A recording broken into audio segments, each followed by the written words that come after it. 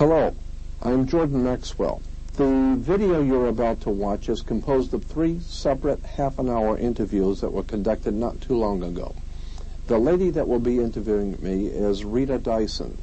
The man is Ralph Walker. The response to these 3 half-hour interviews when they first aired was so favorable that we felt that we wanted to put them together into one program, and we hope that you will enjoy them. And of course, we would be very happy to hear from you if you'd like to have some further information. I want to thank you for your time.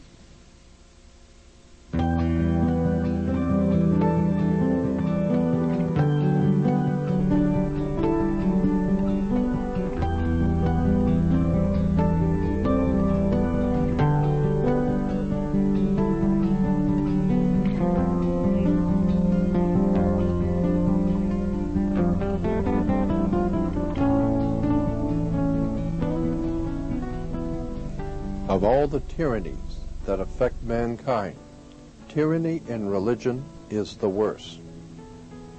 Every other species of tyranny is limited to the world we live in. But religion attempts to strive beyond the grave and seeks to pursue us into eternity. Thomas Paine. Jordan, you've got to tell me about yourself. Well, Rita, first of all, let me thank you for inviting me back, and I enjoy being here with you. As I told you before and privately, the way I involve myself in this is it comes by me naturally, because when I was growing up as a little kid, my mother had an uncle who worked in the Vatican, Secretary of State's office. And about every 3 or 4 years, he'd come back to the country to visit the family. And as a little kid, I would sit and listen to this brilliant gentleman talking about international intrigue, politics at the highest levels. And he was quite knowledgeable working in the Vatican Secretary of State's office. And the things he would talk about, the secret societies, the money that was made throughout the world internationally, the politics, and generally the entire world scheme of things, how politics and religion work together behind the scenes. So I grew up hearing this kind of conversation, and my grandfather was a senator, my great-grandfather was a congressman. I have 2 living uncles today who are federal judges. So I grew up around hearing this type of conversation in the family about intrigue and politics and the behind-the-scenes stuff going on in world religion. At the ripe old age of 17, I decided that I wanted to find out if there was a bottom to this issue. And I began my research and study into theology and all of the arcane or occult theologies of the world. I was fascinated by some of the most powerful movements in the world. And I have come to the conclusion that there has never been on this earth a political movement that wasn't a little religious. And there's never been a religious movement in the history of the world that wasn't a little political. But the problem you run into with theology, and when you get into religion and theology, is that there are 2 kinds of facts that we have in theology. The kind you look up and the kind you make up. And so much of what we have been told and left to believe is true in theology and religion, especially in the Western world, is nothing more, in my opinion, than political propaganda. And I think this can be proven. But over and above the political aspect of Western religion, I am also fascinated, as this book brings out, it's just a general anthology on religion, just generally things which most people don't know about theology and religion that the church would rather you not know. For instance, I get into in particular the connection between astrotheology, which is the world's oldest religion. You can go back to 5,000 to 7,000 years before Christ, and the worship of the heavens what dominated the ancient world. As I said, I don't believe that there are too many people today in the Western civilization who have really looked at where religion came from, where our ideas and concepts have come from. Now, we don't mind, we are all aware of how other people can be wrong in what they believe. Because other people, we have a theology, and other people have a mythology. Other people are wrong because they don't share your concepts and your belief, and that's because they don't understand. They're wrong, but they don't understand. I am saying that we can all be wrong. There's not one human creature on the earth that is so well informed that they cannot possibly be wrong on something. All I'm asking my audience to do is to look at the facts of where Western religion has come from and look at behind the scenes the connections between government and religion. Let me give you an example. Okay, but even... All right. Well, let me give you a quick example of just the point I made between tying government in with religion. When you go into most churches today, you will see the altar is 3 tiers high. It's 3 degrees high. It has, in most churches, they will have a fence with the gate, and only the priest can go through the gate or through the fence up until the altar. When the priest, the clergy, comes out, he's dressed in a long robe. Everyone stands out of respect. It's the same thing in any courtroom. You have the people of the congregation out here. You have the fence with the gate, and only the attorneys can go through and speak for you. And the bench is 3 tiers high. The 3 tiers high in the church and courtroom stand for the first 3 degrees of Freemasonry. When the judge comes out, he's dressed in a long black robe, just as the priest is dressed in a long black robe, just as you will be dressed in a long robe when you graduate from university or college. The connections are continual. The judge can sit and look down on you, for he represents the law, spelled L-A-W. You need to look at where the word law comes from. And then, of course, the priest can look down on the audience and the people in the church. He represents God, which is the law. So you're saying that people should start looking at things with a different eye. Yes. Than what they, in other words, people just take it for granted. This has always been, and this is the way it is. Absolutely. But there is an origin for every one of these things. Gerald Massey, one of the greatest Egyptologists that ever lived, wrote that they will find it difficult, those who have accepted the authority as truth, rather than the truth as authority.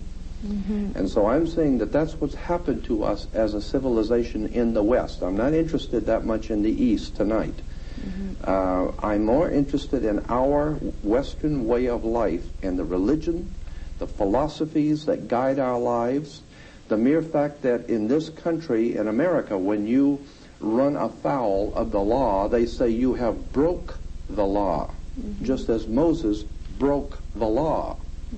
And of course the sheriff has a 6-pointed badge as the Star of David, or the 6-pointed hexagram. All of our judicial proceedings in court are based on the old common law of England, or Britannia. And incidentally, Britain is Britain, or British. And Brit in Hebrew is a contract or a covenant, and the word ish means man or men. Therefore, the word British is the covenant men, or men of the covenant. Okay. It's a fascinating story when we understand that our government is based on religion, and we didn't even know it. And I'm saying, wake up, do your homework. Okay. You have such a vast amount of information that I have to try and hold you back a minute, because I want to get into more things. Okay. I want to say some things here. Okay. For one thing, first, let me say this. How would you classify yourself? I mean, are you religious, or are you spiritual? Are you what somebody would say agnostic? I mean, what are you? I'm a common man, an ordinary man, in the pursuit of an extraordinary subject. I consider myself to be one who appreciates and will fight for truth. You are a truth seeker. I think that's probably the best way to term it. I am an extremely spiritual person in that I hold very, very high spiritual morals, ethics. I believe in a very powerful spiritual force that dominates and overshadows the world. Christians call it God. Others may call it something else, but I have a very high respect for spirituality. I have no time for religion as such. Anything that is organized by man, quite certainly, is not touching God. I think that we have a direct connection with our Creator, with that great spiritual God force in the universe. We don't need another man to intervene for us. Okay, so then would you say that, let's say somebody might say, well, how dare you question the Bible? I mean, how dare you write a book like this? You must be a demon or something. Mm-hmm. How would you answer that? I would say the same thing has been said of Solomon Rushdie. How dare you question the Quran? How dare you question the Karl Marx in the Communist Manifesto, or Mao and the Little Red Book of Mao? How dare you question authority? I'm saying that the man that we read about in the New Testament, the one called Jesus, if he taught us nothing, it was to question authority. Because anytime you give away your spirituality and your authority, and you do it yourself, you know, no one comes and puts your hand behind your back and forces you to give up your spirituality and your individual freedom and your right to be a human being and decide for yourself. You do that yourself, and when you do that and you give up your sovereignty to the government, to the church, to a religion, to a book, to a concept, to anything, you are enslaving yourself. All I'm asking the public to do is do a little research. See if what I'm saying is wrong, and judge for yourself. Mm-hmm. I'm not advocating. I'm not running for a political position. I'm not trying to start my own church. What I would like to see done as a spiritual revolution in this country, where people say, just say no. Just say no to organized religion. Just say no to organized government. Just say no to tyranny. I don't care where it is and what color it is. Bigotry, ignorance, ill-informed, stupidity. Just say no. From here on out, the point I'm making is that you need to do your homework. You need to study and find out where things came from. But what happens? What happens when they do find out? What happens to those who their whole life has been the Bible? There's so many people who have, the Bible is what keeps them going every day. What will they have to replace it? Ask the Russians in Russia today. Ask the Russians in Russia today, what is it like when you find out that you've been hoodwinked, that your government was not the most powerful, the most wonderful government on earth, and now it has totally collapsed? Now what are you going to do? You trusted, you brought up your children, you wasted your entire life, and you went along to get along. And now what happens? Your whole world is collapsing around you. And why? Because you didn't do your homework and you didn't stand up for what was right when you could have. You went along to get along.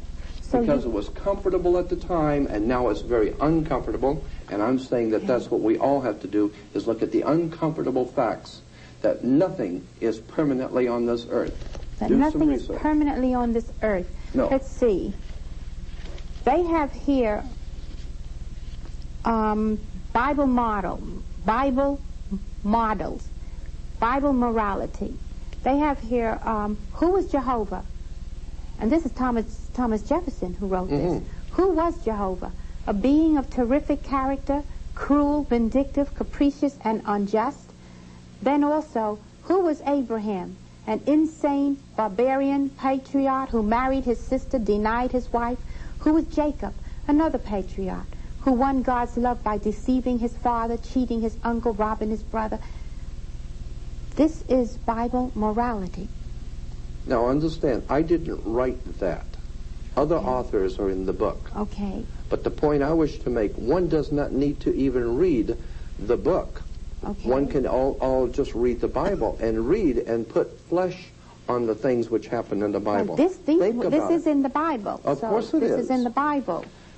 Are you aware that there were 15? Now let me ask you something. Are you aware that there were 15 other major religions? This is history now. Okay. Not conjecture, history.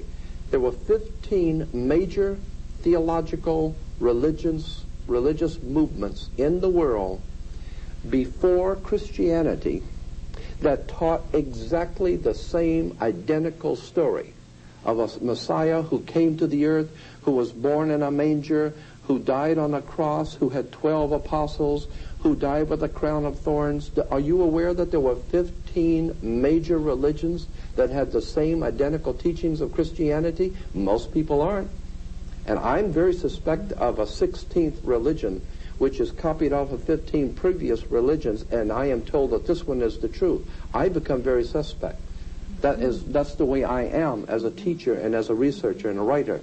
I become rather suspect, and I tell you something else I'm very suspect, and that is the connection between government and politics today in America.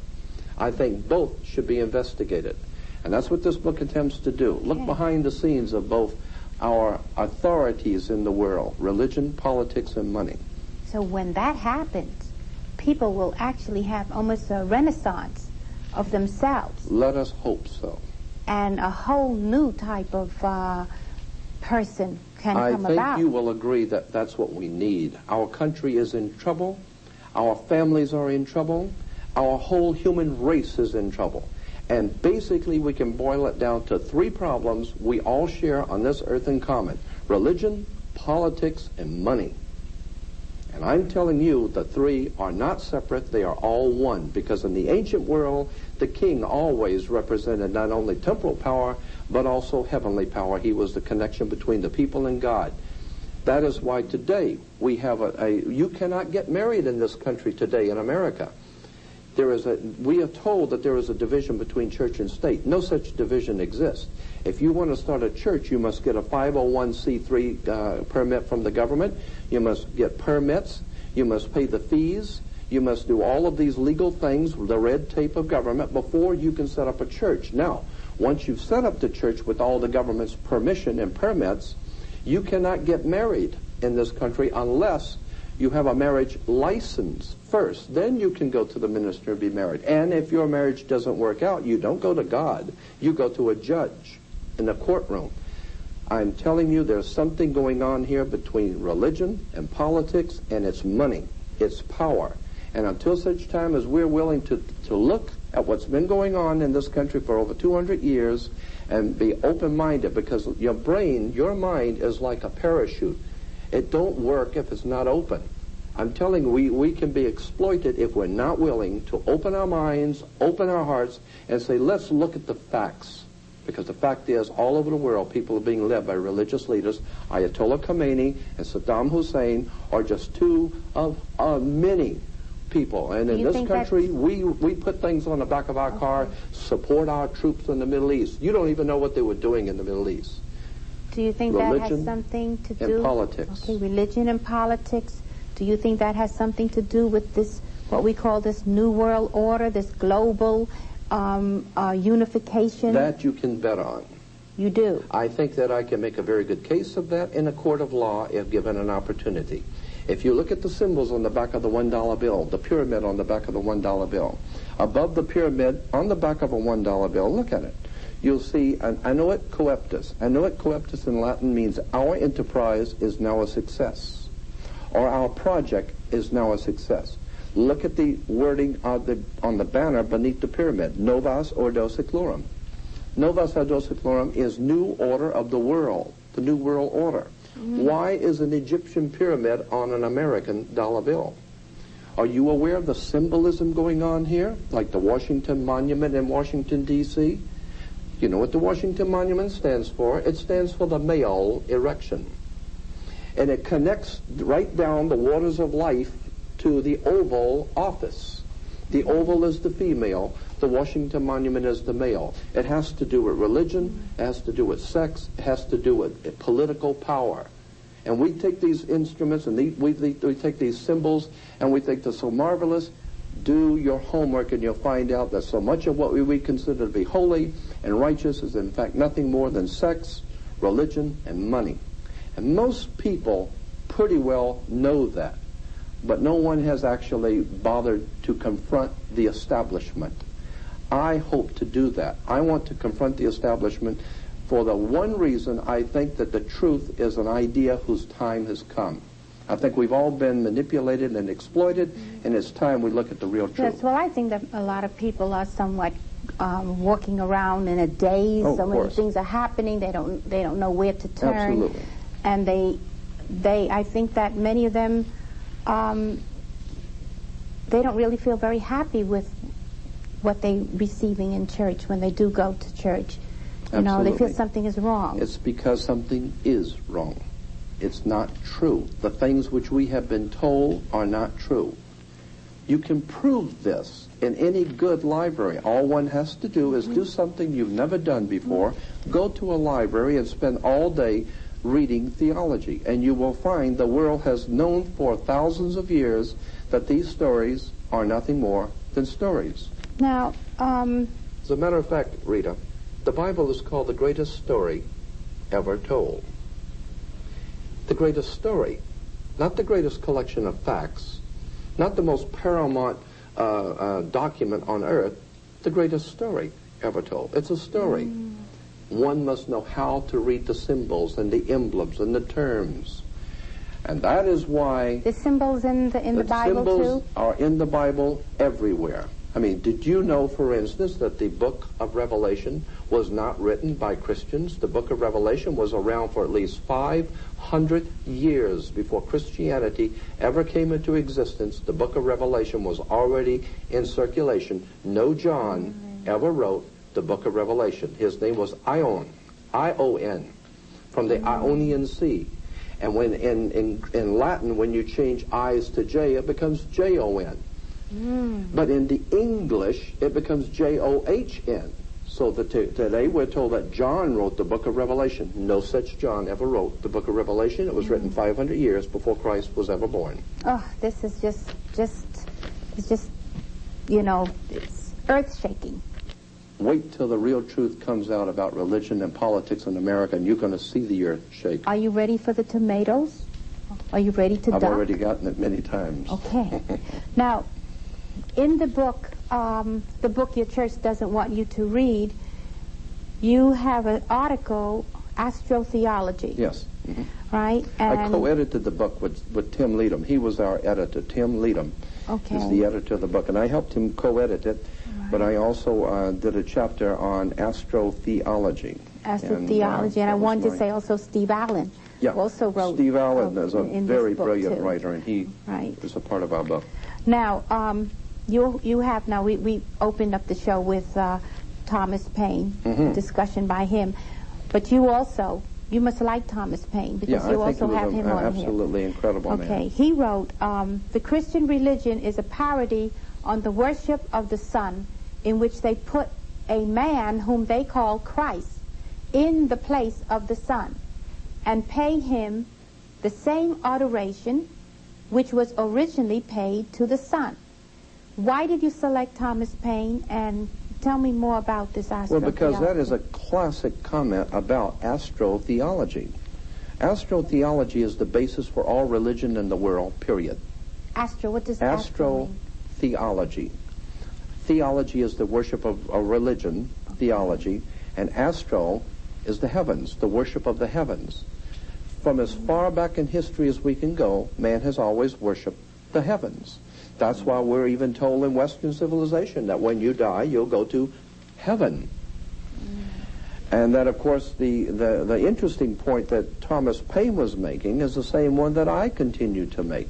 That the whole concept of the sun, S-O-N, God's Son, goes directly back to the old concept of God's Son, S-U-N, being the risen Savior, because the Son is the risen Savior. It does rise. And, of course, God's Son, S-U-N, the Egyptians said had an evil brother. He was the Prince of Darkness. And he came out at night to rule the world. When God's Son died and went away, the world was in the hands of the Prince of Darkness. And his name was Set. And he came out at sunset. Okay? Today, even the Egyptians said that newborn son that came up every morning, his name was Horus.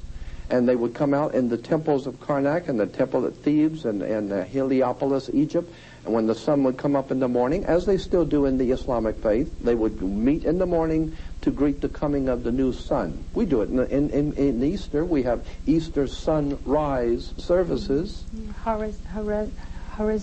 Yes. Horizon. Horus Horizon. That's where we get the word horizon.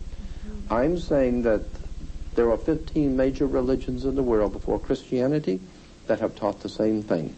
It is a very ancient, old story. That's why the Bible's called the greatest story ever told. So now, and I'm not saying there's not good spirituality in the Bible. I am saying that it has been twisted and used by political powers for a political agenda to keep us ignorant, ill-informed, and unread, depending on the Lord to come back to help us, when in fact there is no Lord coming back to help us.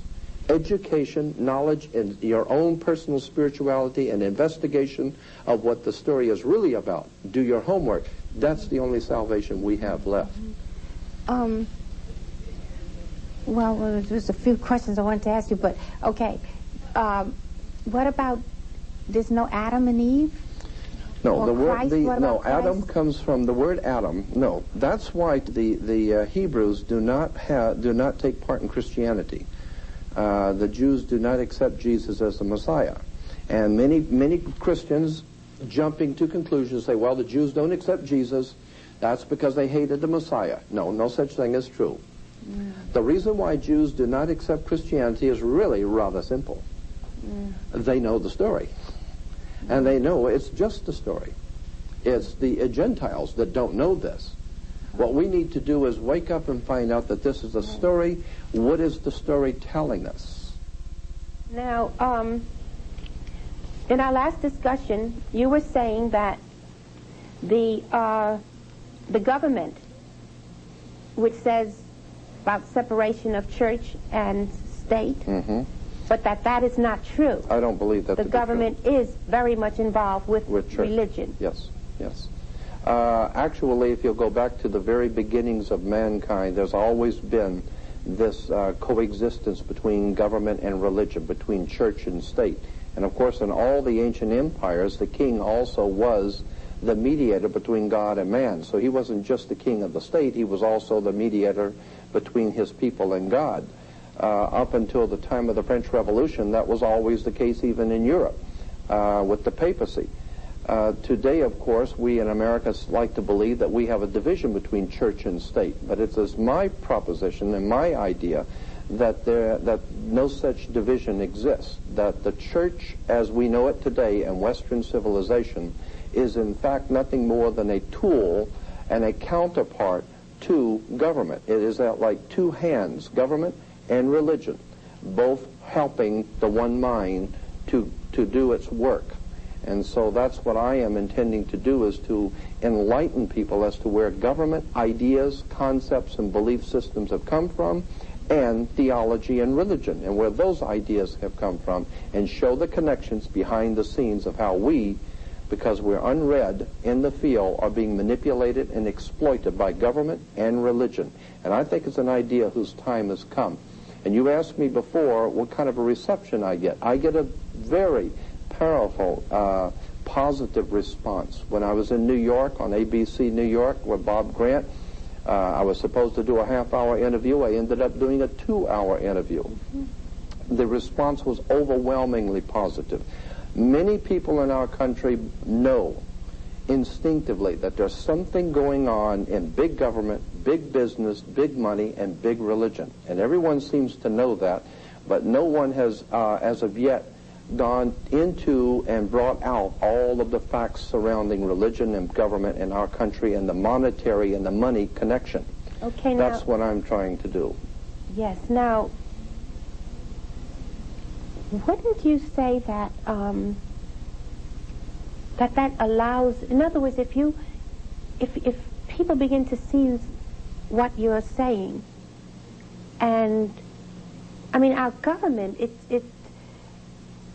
the guidelines, it's based upon, the moral guidelines is based upon religion, right? Absolutely. Now, if you take away the religion, what will happen to the moral guidelines? Well, I'm you won't not have trying. any. You see, now I'm making the distinction here. I'm not talking about spirituality. I am a very highly spiritual person. I believe in a divine overshadowing in the universe. I You do believe in the absolutely divine. in a divine God or creator. I totally am convinced that there is a divine essence to us, and so I have no problem with spirituality. What makes you convinced? Well, I'm talking about organized religion. No, but what makes you convinced about that we do have a divine spirituality? Oh, I think that there are far too many things that happen to all human beings that we know that there's more to life than just us.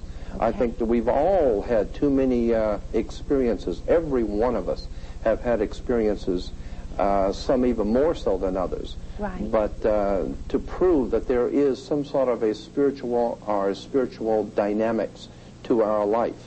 I myself have had many experiences in a spiritual way to convince me that I am not here on this earth by myself, that there are spirits here. I believe in a God or a creator. I have no problem, as I said, with spirituality. I have a very big problem with government, money, and religion.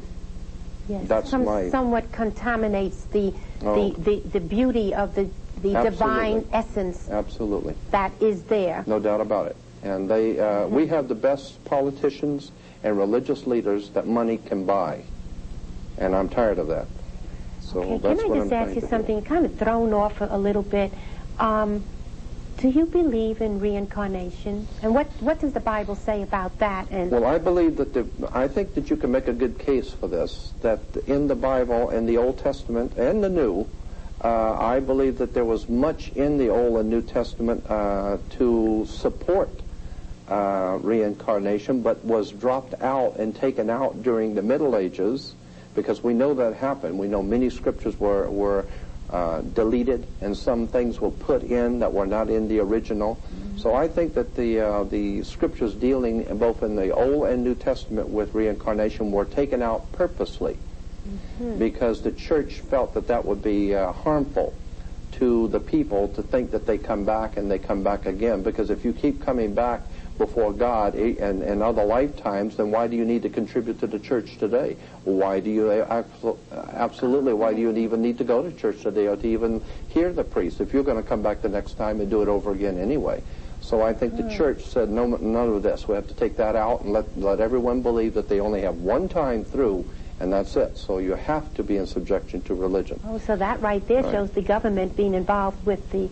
Well, I mean, even in European history, our history of Europe is filled with the papacy and the Pope of Rome being involved with the kings and the princes of Europe, and of course that's referred to as the old order of the world, the old world order. And of course in America we have our religio-political foundations, and we call ourselves a new world order.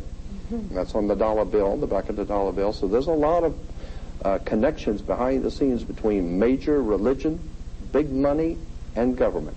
And that's what the book is about. The book your church does not want you to read. It's just a general anthology on all of the things that are in religion that the churches don't want you to know about. Now, as we explore this, what happens to people as they become more enlightened? What else will, I mean, I can't think of people not ever having a church in their life. Church seems to mean so much, give so much more. I mean, how would the church be completely changed? Would we ever have a church again? Well, I mean, did they have churches in Adam and Eve's day? I mean, when creation first began and the ancient peoples of the ancient world, did they have churches? You see, I'm saying that there's a very big difference between religion, which requires a church and the clergy and money and organization, as opposed to spirituality within your individual self, spiritually between you and your divine creator.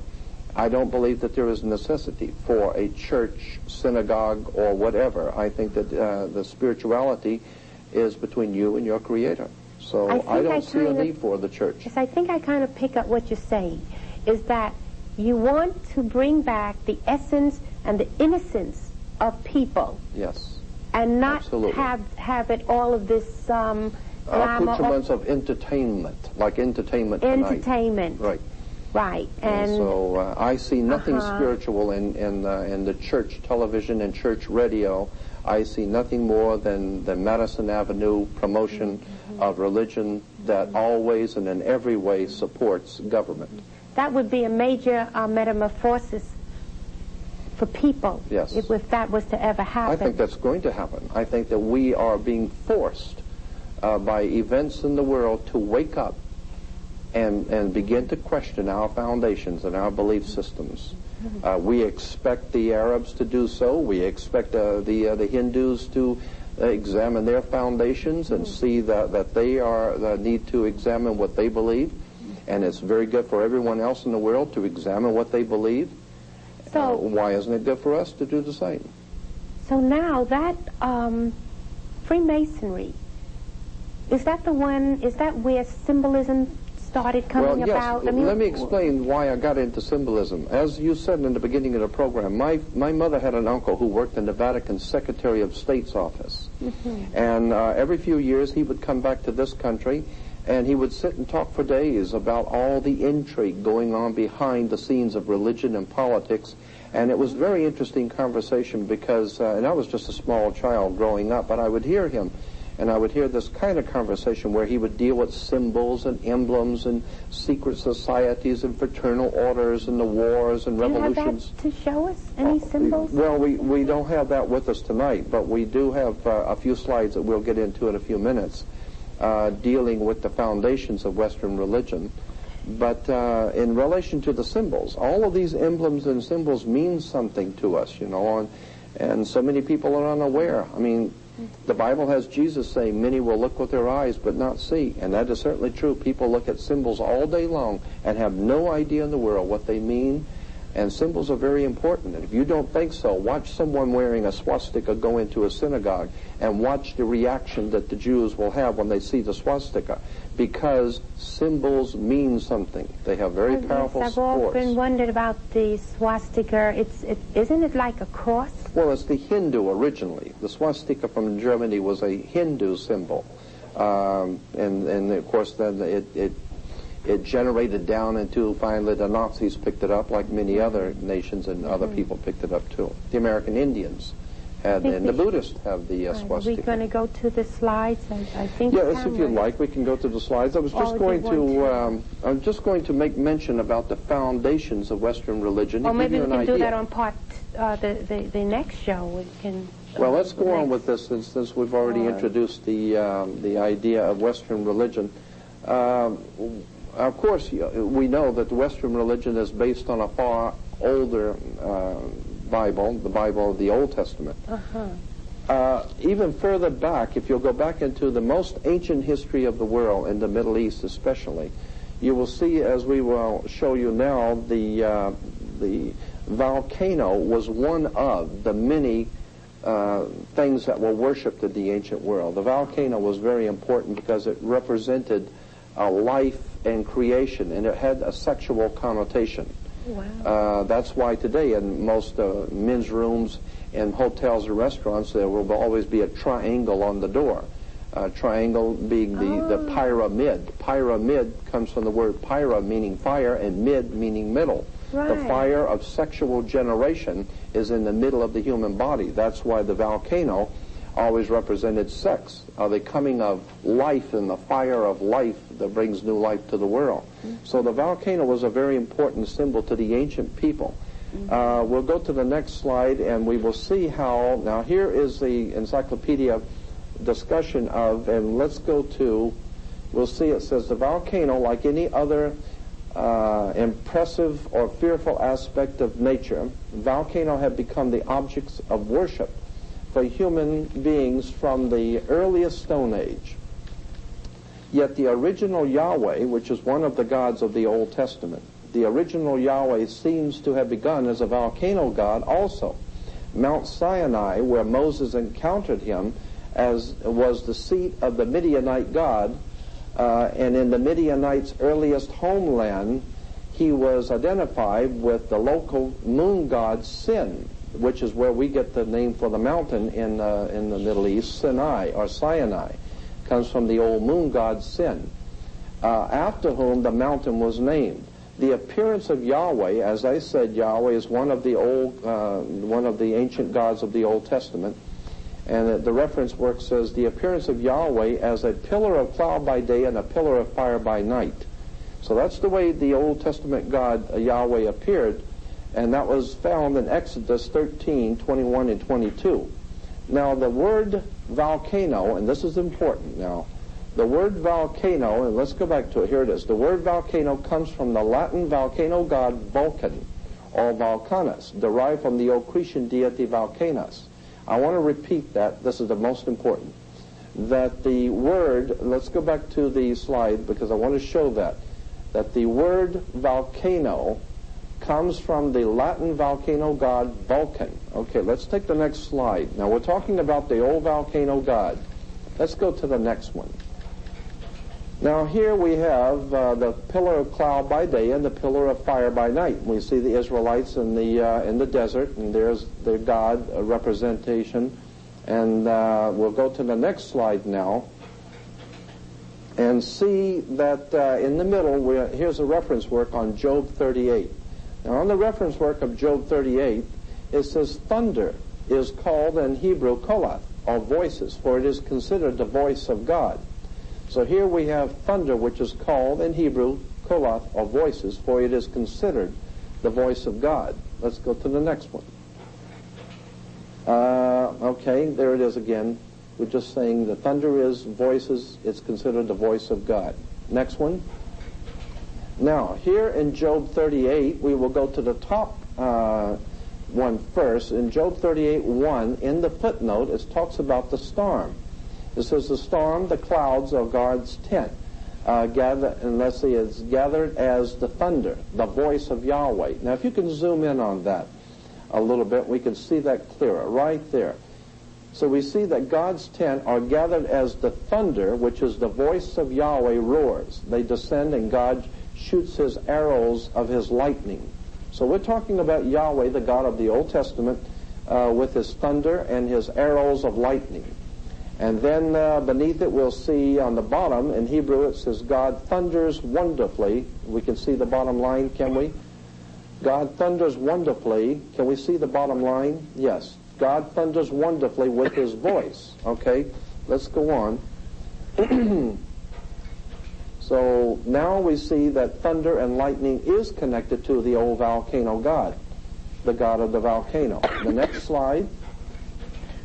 Here we have, and we can zoom in on a little bit on the bottom, we can see that at Mount Sinai, Jehovah performed signs, the mountain trembled and smoked all over. Millions now heard in proof that what Moses had been made known in God's name was actually the Word of God. Now, if we'll back off, you can see that the Israelites are at Mount Sinai, and if you'll back off, you'll see that that is Mount Sinai is pictured here in the biblical text as a volcano. The next slide. Now here we have Jehovah. Let's go in and get that a little bit closer. So we can see that Jehovah led the sons of Israel to the mountain named Sinai, and there he gave them his law. Now look at the mountain, and you will see the mountain at Sinai, where the Israelites encounter Yahweh, Jehovah, is actually the volcano. Now let's go again to the next one. Okay.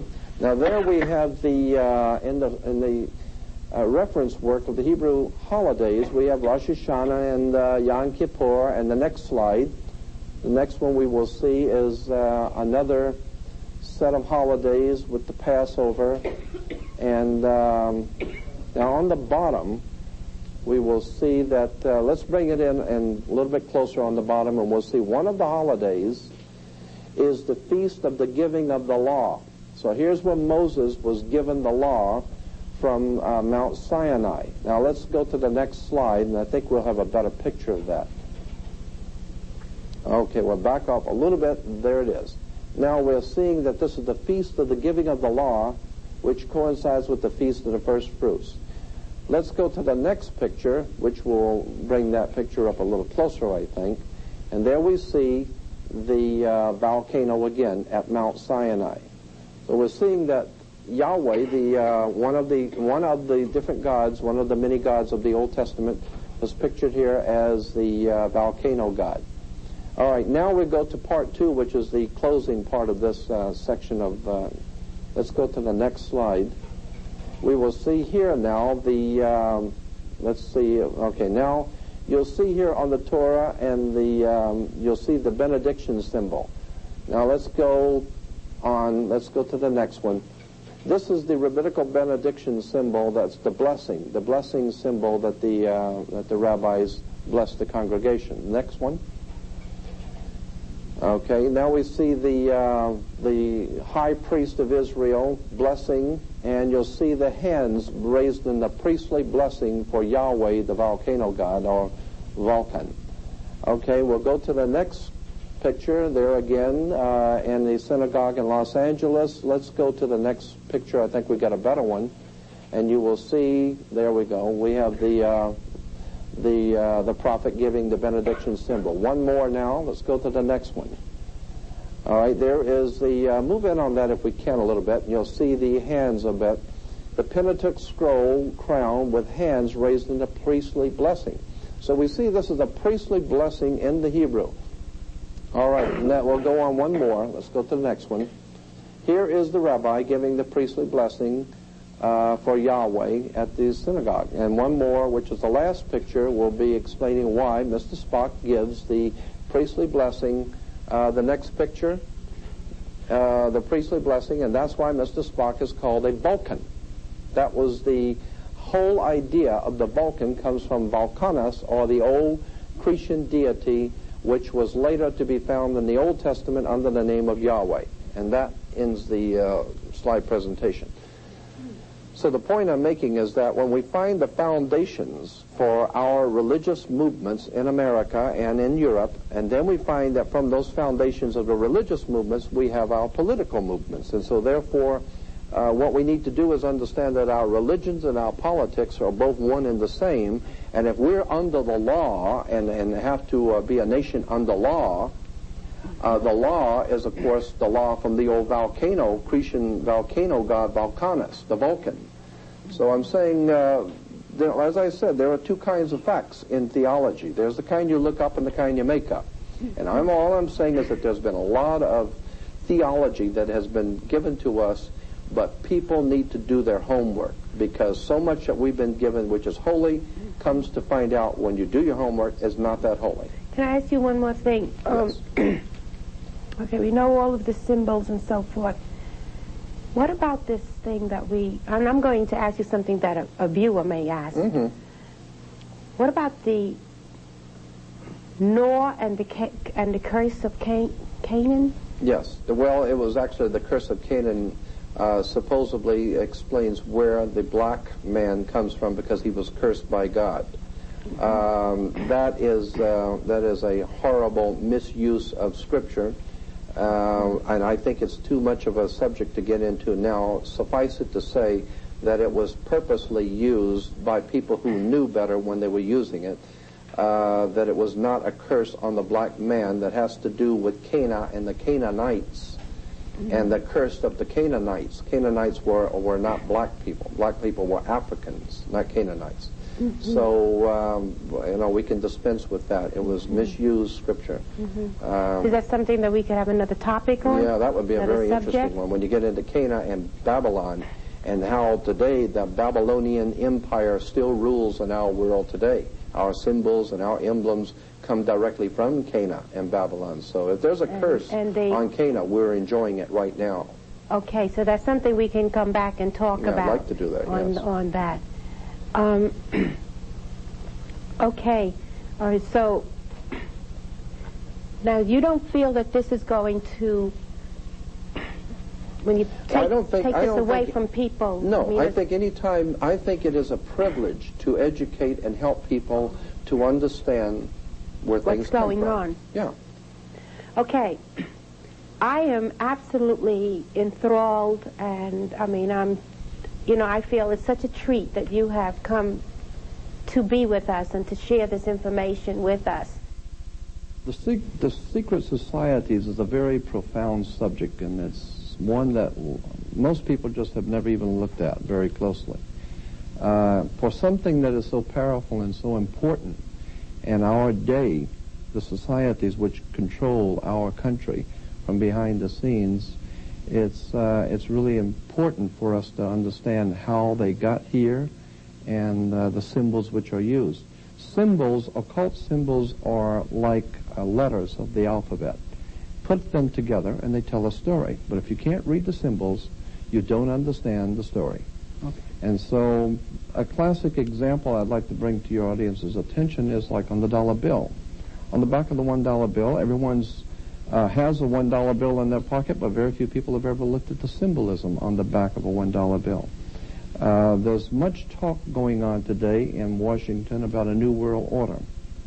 If we look at the back of the dollar bill, the $1 bill, on the left-hand side you'll see the magic circle, and within that magic circle is the pyramid with the all-seeing eye separated from the body of the pyramid. And above the top of the pyramid, just above the eye, you have annuit coeptus, which is Latin for annuit means our enterprise or our project. Coeptus basically means has been crowned with success or is now a success. Therefore, annuit coeptus is our enterprise is now a success. Now, what was that enterprise? Not That's to right. interrupt you. Now, the enterprise itself is beneath the pyramid. Novas ordo seclorum. Novas is all Latin. Novas is for new, ordo is order, and seclorum is for the secular. Secular is like your secular job, your secular education, which means worldly, or the secular world.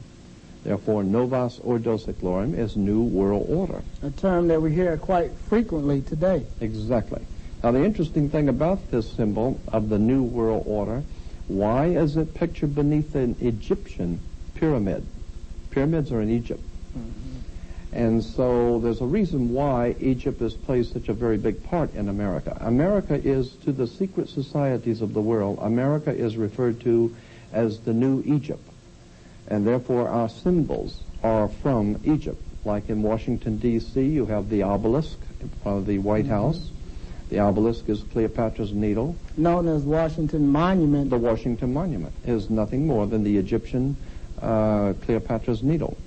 As a matter of fact, if you fly over Washington, D.C. and look down, and you have pictures in libraries of Washington, D.C. from the air, you will see that it is laid out in a tremendous pyramid with the Capitol building in the triangle at the top. There's the long waterway, which is the River Styx, which is out in front of the Cleopatra's Needle. And, of course, at the end is the magic circle, the Masonic circle. So it all has to do with ancient occult secret societies, fraternal orders, and their symbolism. Now, a question that some viewers may be wondering, why the writing, why is it in Latin and not in some African language? Well, why Latin? Because, that's a very good observation, because it is African symbolism, but Latin language, because the how would you say, the new order was going to be made up of a white society, a white elitist society. And it would be based on the old mysticism and religion and philosophy of Africa, but it would be a new Africa or a new Egypt. So you're saying that new societies go all the way back into the Great Pyramid? Oh, yes, it goes all the way back, right. As a matter of fact, if you remember, the pyramids are made out of bricks. And those who work in the ancient world with bricks were called stone masons. And that's, of course, where we get today, the Masonic societies, or the Masons who work with bricks, so that almost all Freemasons realize that their fraternity of Freemasonry goes all the way back into the ancient world, into the first dynasties of Egypt, and all of their symbolism comes from Egypt. But what's important is to understand that today, in order to understand when the president says the New World Order, and you hear this term quite often now, let me explain to you what's being said when you hear the words New World Order. America is referred to as the New World. Christopher Columbus discovers the New World. Well, the Old World is Europe. And for almost 2,000 years, Europe has controlled the world. Europe has dominated the world. and Rome has dominated Europe. So for almost 2,000 years, Rome, or the Roman Church, the Roman authority of Europe, through their ancient houses, their fraternal houses, have controlled Europe, and Europe has dominated the world. Now, did the Crusades have anything to do with it? Absolutely. That's exactly right. That's why Steven Spielberg and the George Lucas movies with Indiana Jones and the Last Crusade. Okay. Of course, you can't understand the Last Crusade if you don't understand the first one. And it has to do with the Lost Ark, and that's why Raiders of the Lost Ark, the Ark of Covenant. And incidentally, in that Raiders of the Lost Ark, where were they looking for the Lost Ark? In Jerusalem? Yeah. In Palestine? In the Holy City? No, in Egypt. They were looking for the Lost Ark in Egypt because that's exactly where the Ark originally was, in Egypt. It was an African symbol. It was purely an African symbol, the Ark, and later on it was brought into modern use in the Bible, and it was referred to as the Ark of the Covenant. But actually it comes from Egypt. It's a much older symbol. Mm-hmm. But anyway, if you think about the power base in Europe being the old world, Europe being the old world, and those powers that are behind the throne of Europe dominating the world, that was an order, like the Masonic order or an order of priesthood, the orders of, the fraternal orders. Now, as I reflect on history, several United States presidents belonged to the Masonic... Quite a few. As a matter of fact, the founders of the United States, the founders of the country, the signers of the Constitution, were all Freemasons, except for the few that were Rosicrucians, and there were a few others that were of other fraternal orders. In that respect, it's interesting to do a little research in your history books on an order called the Puri di Sion, the Holy House of Sion, S-I-O-N, not Z-I-O-N. Puri di Sion. It's a very powerful secret society that's even in existence in the south of France today, and that's why, of course, south of France has always been a very mystical place for occult societies. The Cathars, of course, and the Albigensian Crusades. But let me get back to this point about Rome dominating Europe and Europe dominating the world. Rome, the Roman Church today, was the power of Europe, and that was the old world order, the order of the old world. But with the coming of America, we have a new world order, and therefore it is the power, elite power base, which is America, the new order. Are you saying that power was passed on to America? That's right. The power was passed on to America. Did they seize it and take it? Well, they actually, in fact, seized it and took it, and moved the power base from Europe to America.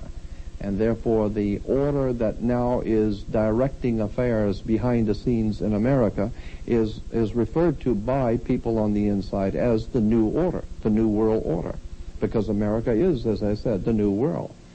And so when we understand what the symbolism on the dollar bill, and it's just an enormous subject, getting into the motion pictures, Hollywood, is incidentally the magic practicing priest of the old Celtics priest, the old Babylonian Celtic priest of Europe, had magic wands, and the magic wands were always made out of holly wood.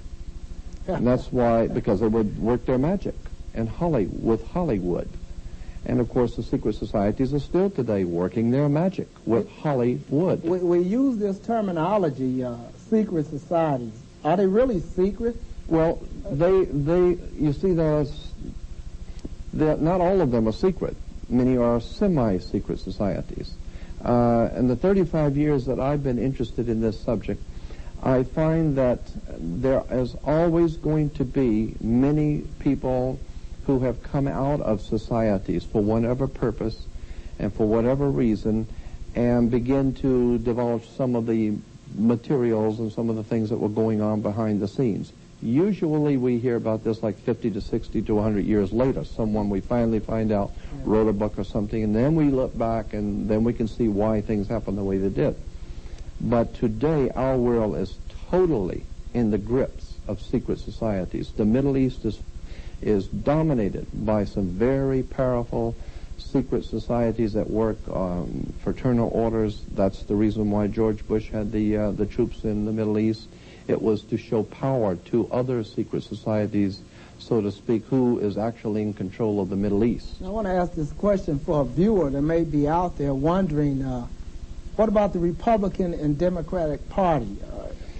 Well, George Washington, I didn't write this, I'm just relating it to you. George Washington mentioned in one of his letters, actually 2 letters, to a reverend in 1794, something like that, that that there was a secret society operating in Washington at the time, and he referred to it as the Democratic Societies, which was later to become known as the Democratic Party. And he said that this society of the Democratic Society or Democratic Party was absolutely a very, what was his word, subversive movement within the Republic. And it had as its motive, the dividing of the people from their government. To divide the people from their government so that you would send your elected leaders, your democratically elected leaders to Washington, not realizing that those elected leaders would be members of secret societies and fraternal orders, which would be working in concert with the secret societies in Washington. And you have to understand that Washington, D.C. is a very powerful spot in the world for secret activities. All right, well, I'll throw in a name like Ross Perot. Yeah, well, Ross Perot, I mean, he's even a newcomer. I go back into Woodrow Wilson's day. Woodrow Wilson's connections with occult orders and the occult symbols on the dollar bill. There's an interesting point about the dollar bill on the right-hand side with the eagle. Of course, the eagle is the old phoenix symbol of rising from the ashes of destruction, coming from the old Roman symbols, which even goes back even further than that. But above the eagle on the right-hand side of the dollar bill, you'll see 13 stars just above the eagle's head. 13 stars, and there are 13 cloudbursts around the 13 stars. There are 13 feathers in the wings. There are 13 stripes in the shield. On one side, there are 13 arrows. The other side, at the bottom, there are 13 leaves and 13 berries in the leaves. The pyramid on the left-hand side has 13 layers. Now, what is berries symbolic? Well, it's just the most important thing is the 13. Why is 13 so dominating the dollar bill? Because 13 is a very powerful, mystical number to secret societies because incidentally, our 13 colonies, the original colonies, were the reason why we didn't have 42 colonies. Why didn't we have 10 colonies or 127 colonies? Why do we have 13? Now, some viewer out there might say, well, 13 is an unlucky number. That's right. 13 is an unlucky number for you. That's the point. 13 is unlucky for you to use because it's a holy number. The 13 is based on Jesus and his 12. Jesus and his 12 make the 13. The 12 followers of Jesus were called in the Bible the cornerstones of the New World Order, the cornerstones. Jesus is twice referred to in the New Testament as the chief cornerstone the builders rejected, the chief cornerstone. The word chief cornerstone in the Bible is a Greek word, means the peak of a pyramid. That's what it means. So they're the top of a pyramid. Therefore, that peak of the pyramid is a chief cornerstone. And according to the old occultic understanding of the old Kabbalistic understanding of the Bible, that pyramid at the top with the eye is, of course, Jesus. The eye goes back to, of course, Horus, which was the sun in the ancient Egyptian. And, of course, today we have that eye on the dollar bill representing Jesus, or God's son. Now, do you know the person that designed the artist? Yes, the artist that designed, I'm not sure exactly who designed it originally, but that symbol on the dollar bill on the left-hand side with the pyramid has been in existence just as it is today, was in existence in 1774. In Bavaria, south of Germany, in Bavaria, there was an organization, a secret society, a fraternal order called the Illuminati. They used that exact identical symbol. You can still see it in the European libraries and museums. The question is, how does it end up on an American dollar bill? That's the question. Right. If it was an old German secret society. Well, and that gets into some of the fraternal orders that are behind the throne in America. There's such a vast subject. Which leads me up to a question, not to cut you off, but what is the impact of secret societies on American politics today? It absolutely is the heart, the blood, and the brains behind America today of secret societies. The Republican Party is one hand, the Democratic Party is another, and the brain is the secret societies behind the scenes. Very powerful, intelligent people are at work behind the scenes governing both the Democratic and the Republican Party. Now, go ahead. Well, I was just going to say, so in point of fact, it doesn't matter who is made president. The power is always going to be in the hands of the people behind the scenes. That's why in America we have a right to elect. We love to talk about our right to elect, but we don't have a right to select. That is decided upon by those who are in power. Like today, the Democratic Clinton and the Democratic candidate Clinton is a member of the is a very well-educated man. He is a Rhodes Scholar. Yes. And if you understand what the Rhodes Scholarship comes from Cecil Rhodes of South Africa. And Cecil Rhodes said that he was going to leave his millions and millions of dollars to set up a secret society that would be teaching young white people, young white men, to be able to come into power and handle the power of a very vast new world government in which and so that was the dream of Cecil Rhodes, to be able to create a secret society that could dominate the world from behind the scenes and do it with such expertise that no one should ever even get the knowledge of it. No, it seems like the winds of change. You hear that statement quite frequently when it comes to politics and people uprising to change governments. Does secret society have any impact for the situation that's going on in Europe? Absolutely. Secret societies have to do with everything that's going on in the entire world. You have to know that where there is politics, there is money. Where there's money in politics, there's religion. And there are powerful forces at work right now in Yugoslavia. There are books written 20 years ago talking about how the secret societies in the 90s, the early 90s, were going to break up Yugoslavia. And they had already designed how they were going to do it, who they were going to start the war with, and how they were going to start it. 20 years ago, books were written about Yugoslavia. That's just one example. And if you, in that type of research, you can pretty well tell what's coming down the line. You can already tell the who's going to be doing what if you understand the story. As I said, if you can read the symbols. Now, a question for viewers out there. You're not just predicting doom. What can the American people do, or people that want to change? What can they do to expose these societies? Well, let me say this. I am directing my words, my work, what I do. I am directing my comments and my work only to a select people, only to select few. And that is those who really care about their lives, those who really care about the country they live in, those who really care about freedom, liberty. And I believe that the most important thing one can do is to educate your mind first, because that's where real freedom is in the intellect, spiritual and intellectual freedom. And without that kind of freedom, things you don't understand, things you don't know, not being able to read symbols, that's where they have you.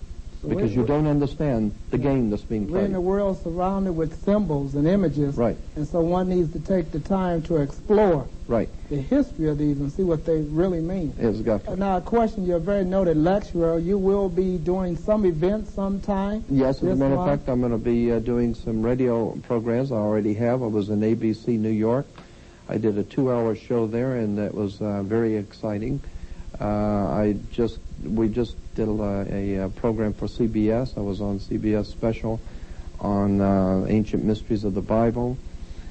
I'm doing a program for NBC probably, hopefully, that's in the works. Right. And also, I've just done some radio programs here in Los Angeles. And you're also going to do a book tour, a lecture tour right. to the various independent bookstores throughout Southern California. Right, exactly. That's sometime this month. As a matter of fact, yes. And the Black and Latino Multicultural Bookstore, I'm going to be giving a lecture there also. And that's for the general public? Yes, for the general public, and there's just an enormous amount of material. A lot of people might think that this is the kind of a subject that you'd have to be in government or behind the scenes. You'd be surprised how much material is actually out there if you just know where it is. Well, this is the information age, just dubbed that. That's right. We're living in the information capital of the world. Right. I should say most of the information that you probably acquired, you got right here in the United States. Oh, sure, absolutely.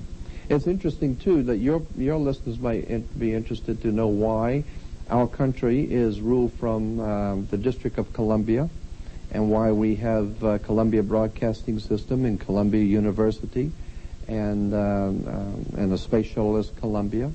And, of course, the Columbia Broadcasting, CBS, Columbia Broadcasting Television, has the symbol of the all-seeing eye, the eye on the dollar bill. The United States is ruled from the White House, not Black House or Brown House, but from the White House. And England is, of course, ruled from the White Hall, which is like the Masonic Hall, the Lodge Hall, or England's government comes from White Hall. America is from the White House. So there are symbols and emblems, and they mean something. And I might also interject this. This I consider to be very important. When the new King of England is crowned, Prince Charles is made king, listen to the words that the Archbishop of Canterbury will say to the new king in his initiation ceremony. He says that the King of England is taking this position of king for Jesus Christ and ruling for Jesus Christ, ruling for Jehovah on God's throne. And that is why God's kingdom is represented by the United Kingdom. The United Kingdom is God's kingdom. And, of course, Rome has a terrible dispute with that. Rome had a dispute with England being the center for God's kingdom, or the United Kingdom. The Pope felt that he was the vicar of Christ. And that was the basis for 2 world wars that we got involved in, as to who and what secret society was going to be dominating the world. The old world of Rome, or the new world of Anglo-American. As you have seen, world politics is actually based on religion.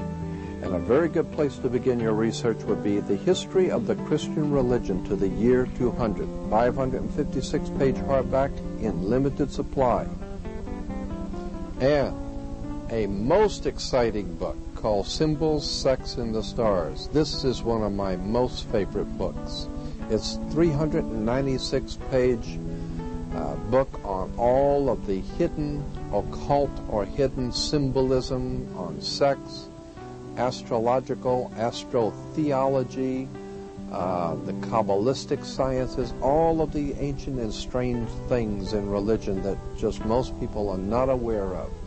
This is a 396-page blockbuster book. It's been reprinted by the Book Tree, and I highly recommend it. And also, I am producing a new video based on this book. This book is so sensational, I'm basing my new video on this book, Symbols, Sex, and the Stars. You don't want to miss this one.